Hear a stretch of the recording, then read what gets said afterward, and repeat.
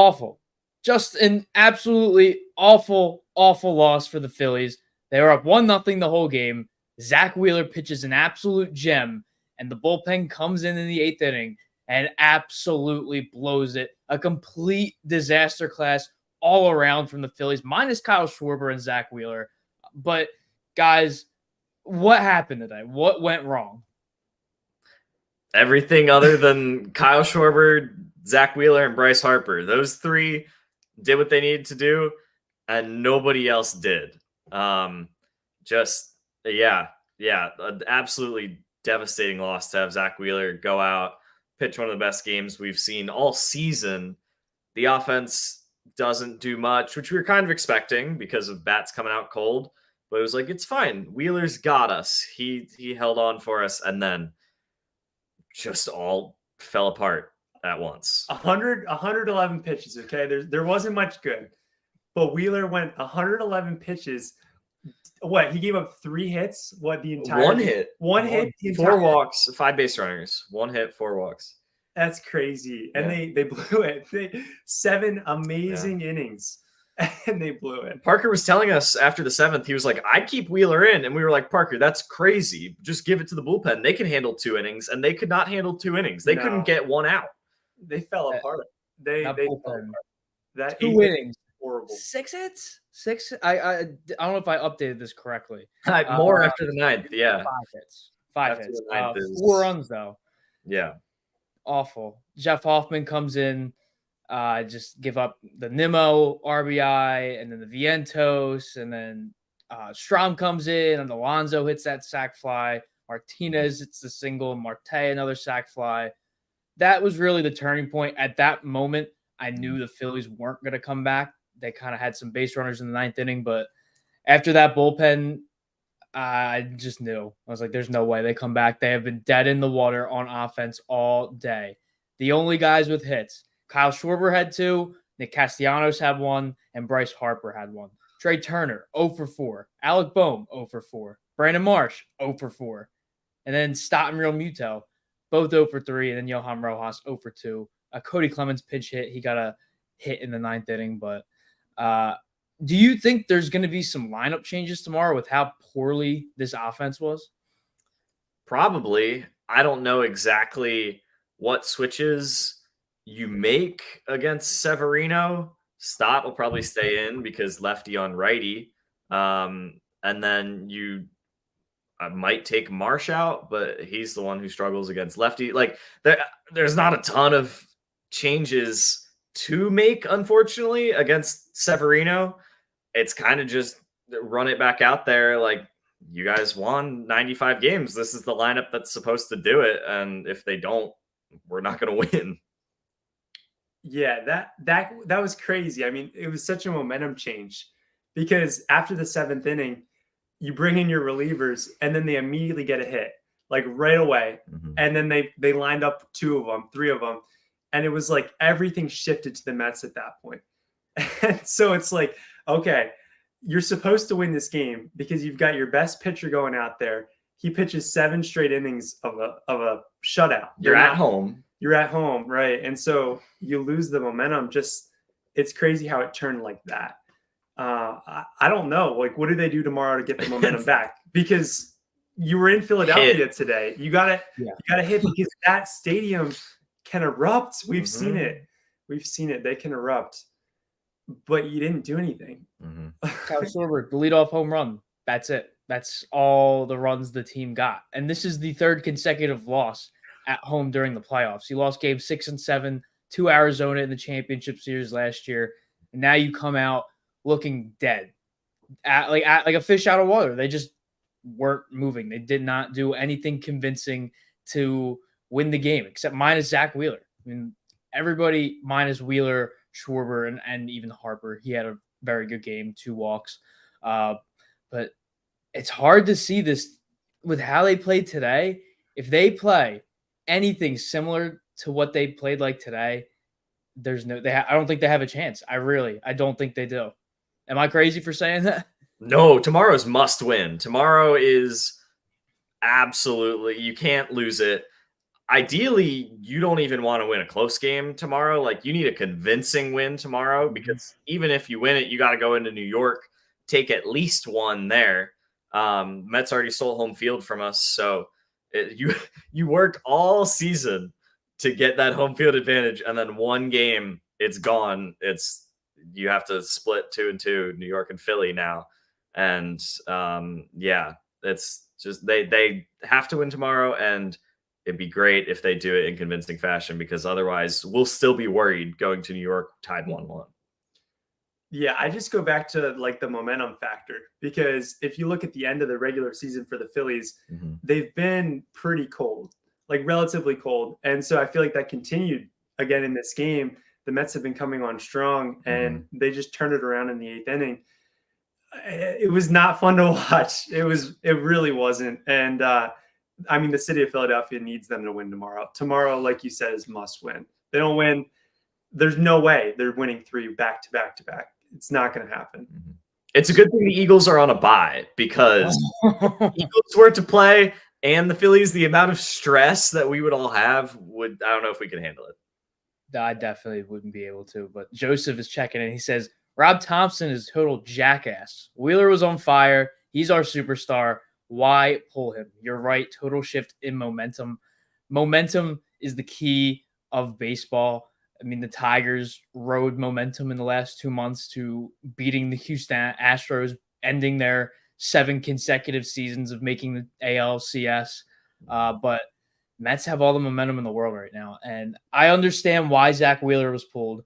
Was a little wild at times. Was starting to give up more base runners as the game went on. So I just don't understand why Matt Strahm wasn't brought in first. He was warming up originally. I thought that he would have been a better matchup for the guys that were coming up for the Mets. I saw Hoffman coming in. I was like, I'm not sure how I feel. Like, I'm glad it's Hoffman, but would have rather have seen Matt Strahm. What do you guys think?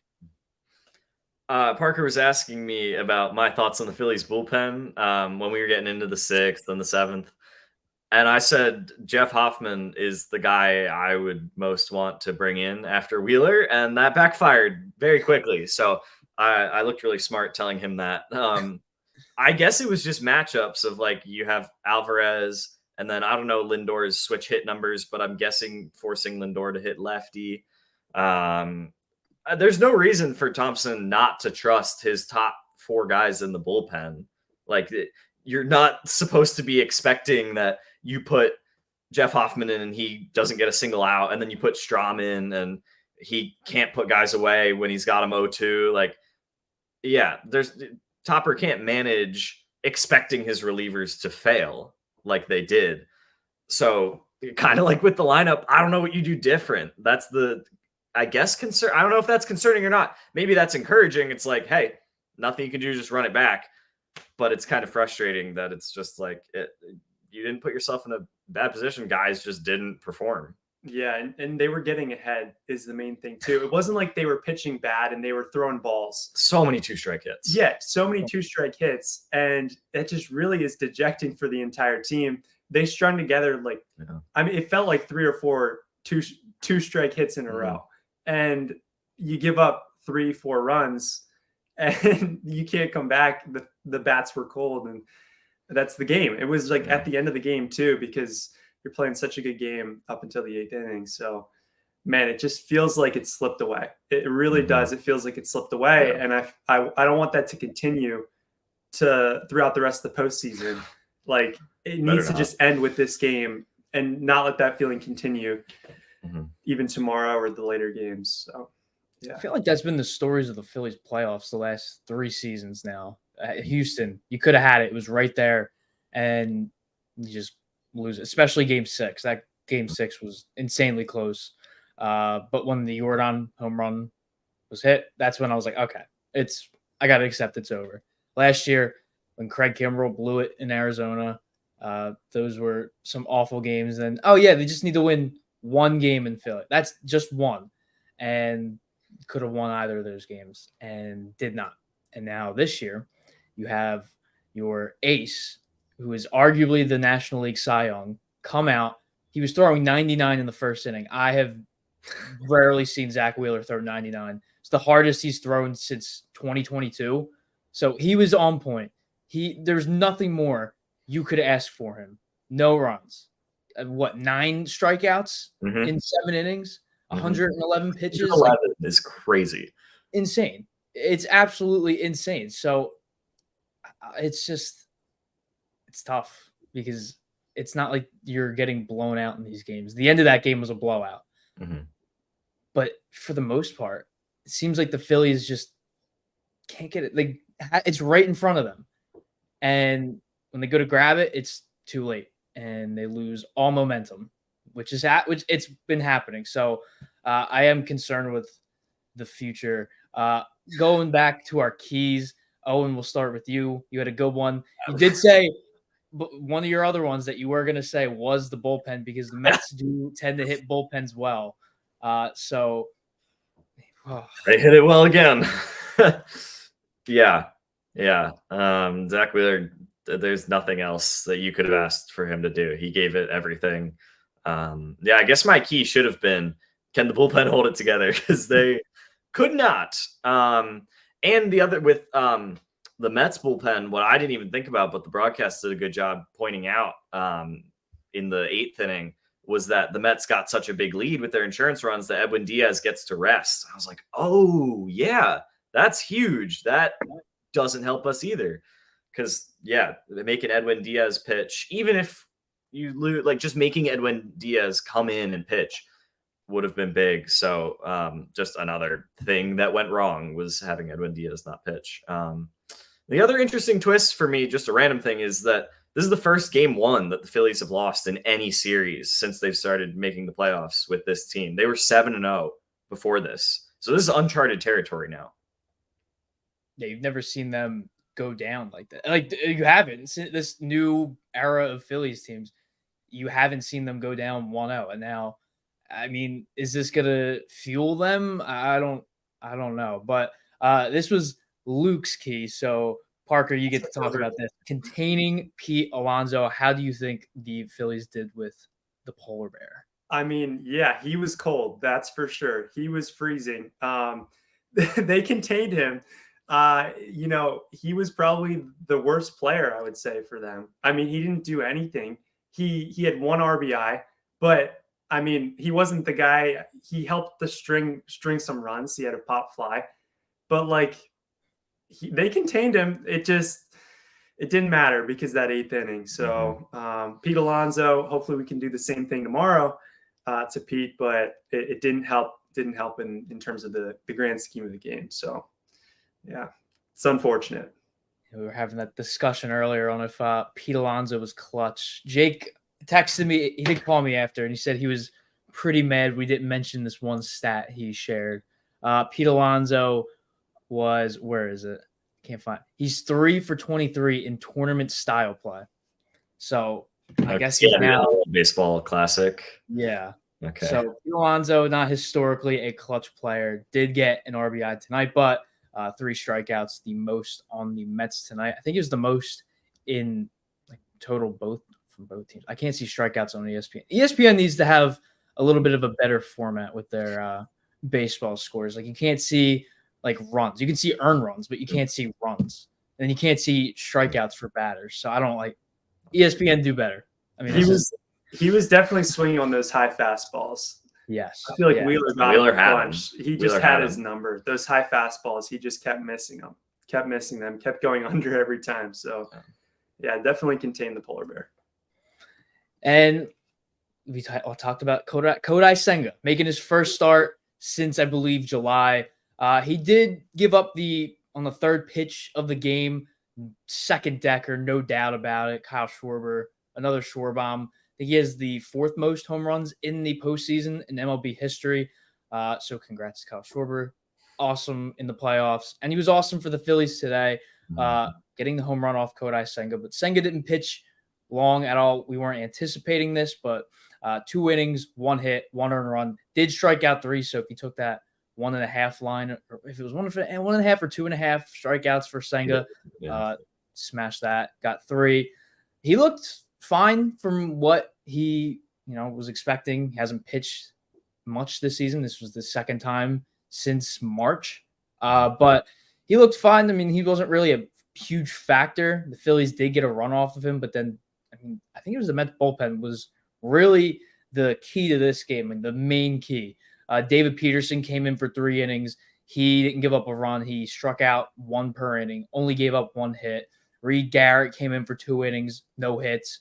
Phil Maton, 1 inning, 2 hits. And then Ryan Stanek did give up the run to Cody Clemens in the 9th. But, I mean, the pitching for the Mets really hasn't looked like too amazing in the postseason. You saw a lot of back and forth with the Brewers, but this game specifically scares me because if Kodai Senga and David Peterson and the rest of this Mets bullpen can do this, what's going to happen when you go up against Luis Severino? And you're going to have to most likely face Edwin Diaz tomorrow. So how do you think the Mets bullpen and pitching in general is going to match up with the Phillies in the next coming days?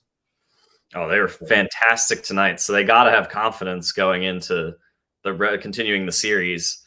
It seems like they matched up pretty good. So yeah, I'm the most scared of Luis Severino. He's pitched so well, especially in the second half of the year. So that's a very scary matchup tomorrow in, again, a must-win game. Sean Manaea has also been great. Him versus Nola. It's going to be a lot of good pitching, starting pitching matchups all throughout this series. Yeah, you're right. The Mets bullpen isn't like one of the big name terrifying bullpens. So the Phillies should be able to get hits off of them in future games. If they don't, they're probably not going to win. Yeah, they don't scare me nearly as much as the Mets starters do.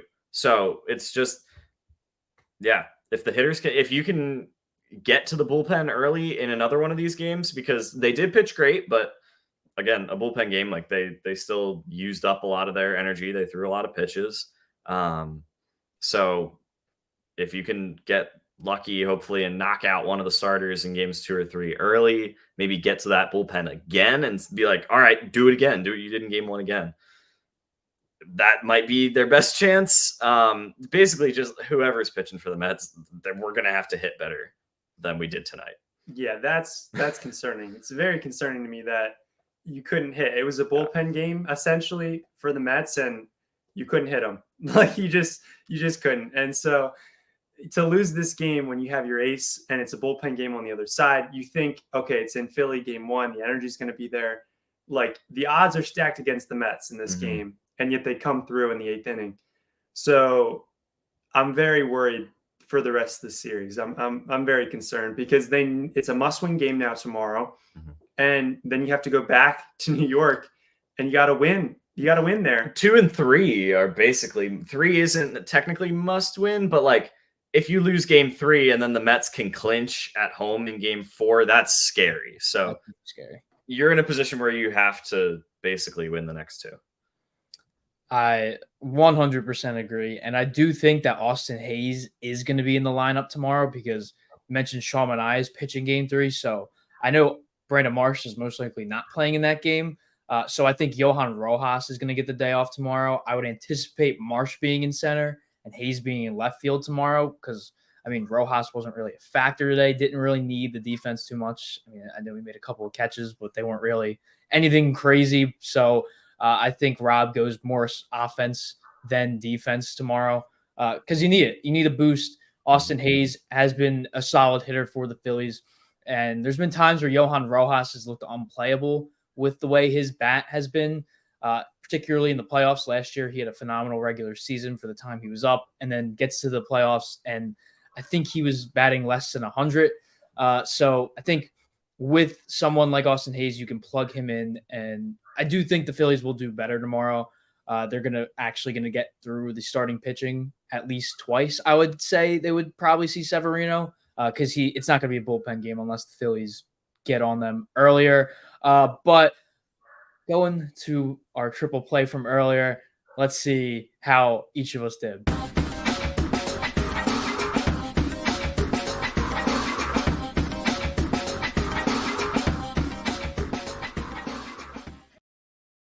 First, we got looks like a Mets fan checking in saying, haha, let's go Mets. OMG. Good win for the Mets. I do have to give credit where credit is due. We are not sour here at Heat Ratio Sports, so we're all Philly all the time. But going to our triple plays, Bryce Harper, you did get that. He did get the total base. You also got the Zack Wheeler 6+ strikeouts. Crushed that. He finished with 9. Did not get the Marshall. Way higher on the strikeouts. Yeah, I think it was Luke that said he's good for 7, 8, or 9. Yeah. So great call by you guys. And then I only got 1. The Kyle Schwarber RBI. Bone was over. Oh wait, you got the runs right at the Cody got you the runs. I forgot about that. Yes.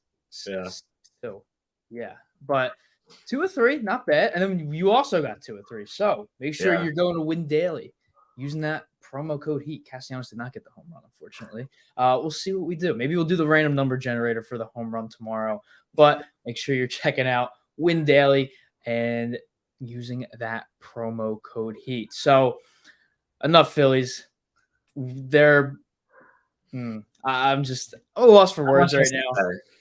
Just pathetic. Absolutely. They got to come out tomorrow. That's what they got to do. They can flip the script. They can take, like we said, it's a huge momentum game. Tyler, you mentioned that earlier. It's all momentum. So if they come out tomorrow swinging and they're actually feeling good on their bats and string a couple runs together. I mean, the Mets in the 8th inning, they strung like 6 straight batters back to back to back to back.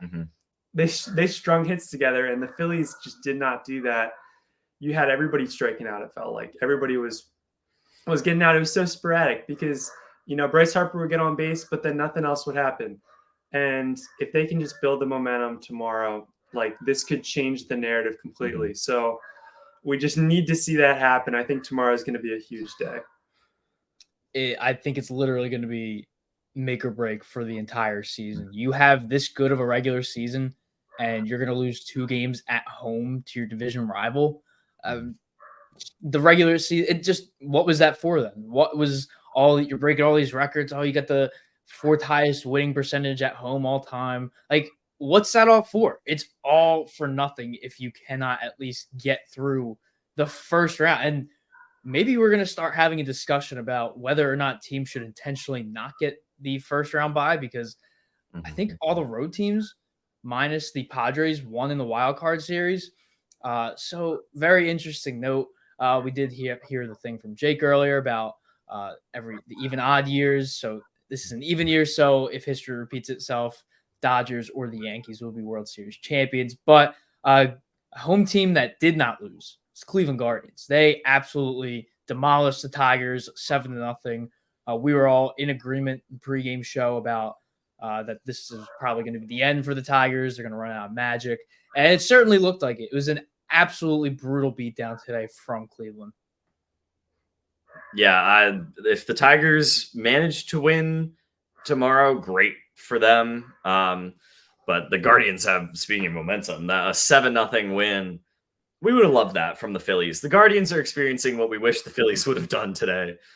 So good for Cleveland. They're really good, and that's a really tough first game for the Tigers. Yeah, Cleveland needs. I mean, they need it. That's a good win for the city. For sure. Definitely, it was a great win. Speaking of another potential great win for a city, the Royals are up 3-2 on the Yankees right now. I think whoever wins this series is making it out of the American League. But it was 2-1 last time I checked up until right now. MJ Melendez, 2-run home run off of Garrett Cole. Garrett Cole, 5 innings, 6 hits, 3 runs, just 2 strikeouts.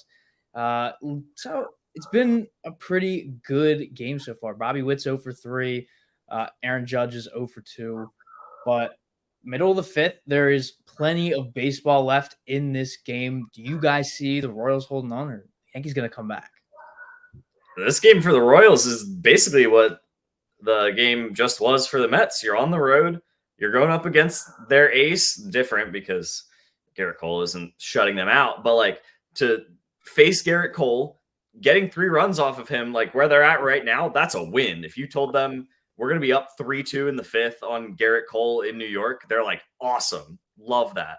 So yeah, they should very much need. Obviously, they want to win this game, but like they need this game now. If you're in this position in the fifth, it's like, okay, we got to get this one. Yeah, I don't know, man. The Yankees have so much firepower. It's hard to tell who's going to win that game. If I was a betting man, I'd bet the Royals. Just give me an upset. I want them to beat the Yankees at home. I can't stand the Yankees, not gonna lie. Take me out to the ball game. Like when I think of that song, I think of the Yankees, and it's just tradition. You gotta break tradition, and I want the Royals to do that. I would absolutely love it if somehow the Royals won. I did say the only two teams I see coming out of the American League are the Royals or the Yankees. So I 100% think if the Royals win this series, they're going to make it to the World Series. So hopefully it's a Philly-Kansas City rematch. We shall see. Other game happening in 37 minutes. Padres-Dodgers, Yoshinobu Yamamoto on the mound for LA. And I believe it's Dylan Cease on the mound for the Padres. Huge game for the Dodgers. I think they need to win this game because game 2 tomorrow, they are going up against Yu Darvish, and Yu Darvish is a known Dodger killer. He shuts them down anytime, plays them. I think he has a career 2 ERA against them. So I think this is a must-win game for the Dodgers, even though it's game 1. Absolutely, and they'll have extra motivation having just watched the Phillies. They're like, we don't want that to happen to us. So, yeah, that game's going to be super fun. I obviously not feeling great after the Phillies game, but watching Padres Dodgers is still going to be really fun. Yeah, that'll be probably, I mean, that's like Alabama, Georgia, like of baseball. So it's going to be a great game. Again, I'm anti-Dodgers. These big name teams, they have so much money. It's like, come on, give the little guy a chance. And yeah, I want the Padres to win. You want the opposite of what the MLB wants to happen. Yeah, the MLB, see, like, if we're talking conspiracies here, like, I mean, they totally want the Dodgers Yankees in the championship game. It's just a fact. I mean, the ratings would be crazy. They'd make a lot of money, but give me the Padres, give me the Royals. I mean, these teams, they're undervalued just because they're in smaller cities, don't have as much money. I want those teams to win. Give me an underdog. And now the Phillies are underdogs. So, like technically, kind of like you can think about it like that. And Philly does better when they're the underdog. That is very true. I can't think of a time. I mean, even when the Eagles were the 1 seed, they were still the underdogs, and that's when they made their run. So you're absolutely right. Philly is just better as the underdogs, and I feel like the Mets might honestly be the favorites tomorrow. I would not be surprised if the betting lines came out and the Mets were favorited. But not just Philly moments of the night. I know you guys don't. Do you watch UFC at all? A little bit. Not much. But main event for the light heavyweight championship, Alex Pereira, his 3rd fight of the year. He's going up defending the title against number 8th ranked Khalil Roundtree. I am not saying bet an Alex Pereira knockout, but if you are a betting person, do it.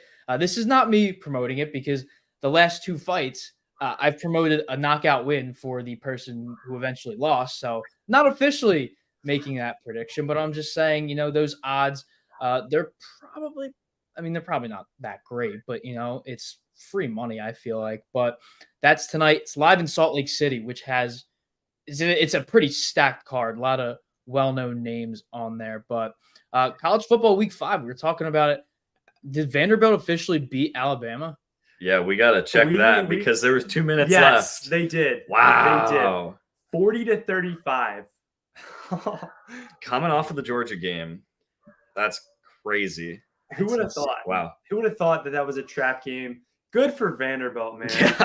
Yeah. The low light of the SEC. The baseball school gets it done. Good for Vanderbilt. I mean, that is probably a signature win. Like, have they had a better win? I mean, it is no win, way. but have they had a better win in our lifetime? Like ever? Maybe I don't think so. That's got to be the best win in Vanderbilt football history. It has to, unless we're missing something big. But that absolutely something from like the 1940s. Yeah. Yeah. Washington's up 7-0 on Michigan. Oh, and SMU did hold on to beat Louisville then. We talked about that in the pregame. They were tied going into the fourth. Number 22, Louisville falls.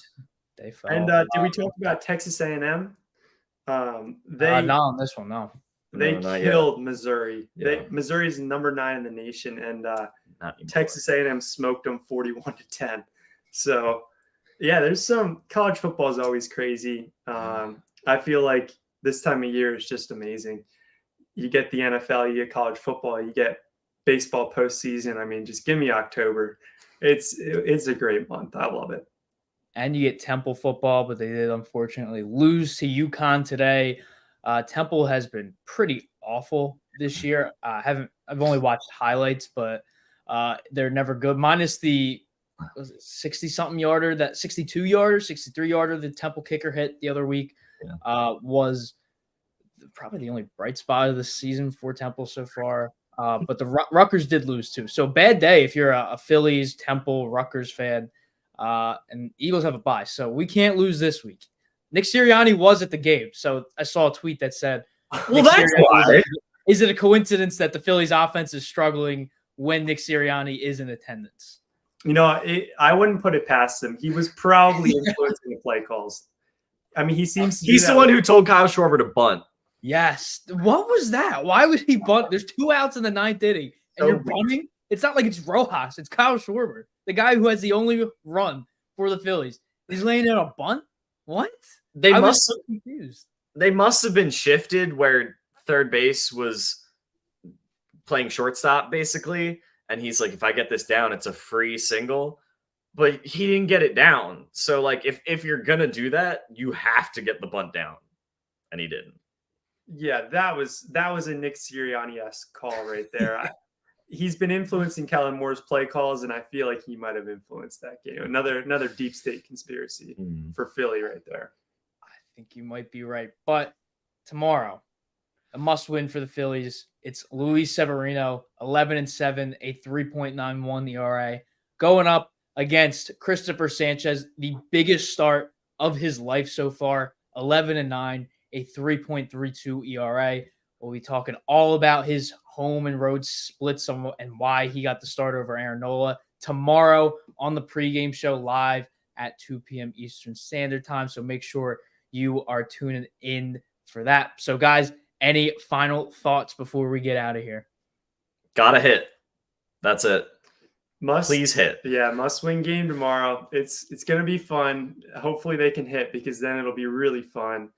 If not, it might only be fun for 3 innings. So I guess we'll see. Have to talk about that tomorrow. Well, guys, I want to thank you again for coming on. A reminder, we are going to be live here tomorrow at 2 p.m. So before all of the Phillies postseason games, and then about 10 minutes after the final out for post-game shows. So we'll be back at it again tomorrow. Reminder, at 2 p.m. Hopefully we'll get it live on All Philly All the Time. I did talk to Tony. He is live, or he was live on Sirius tonight, so he's done. So I'll try to get that all linked up. So we'll get that ready for tomorrow. So have a good night, everybody. Wish we could have talked about a Phillies win, but we can do that tomorrow instead. So have a good night. Enjoy the rest of the baseball games, UFC, WWE, whatever you're watching tonight.